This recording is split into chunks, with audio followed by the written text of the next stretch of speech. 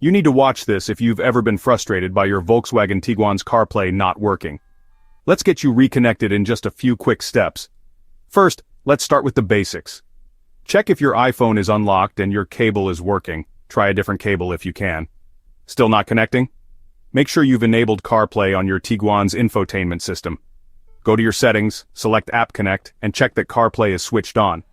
Next, restart both your phone and your Tiguan. Sometimes a simple reboot solves the problem.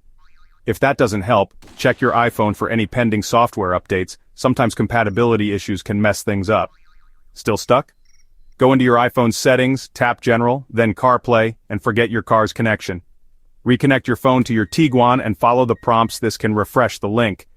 Finally, if you're using wireless CarPlay, make sure Bluetooth and Wi-Fi are both turned on and your phone is close to the system. Sometimes interference can block the connection. If none of these steps fix your CarPlay, it might be time to visit your Volkswagen dealer for a deeper diagnostic. But most of the time, these quick tips are all you need.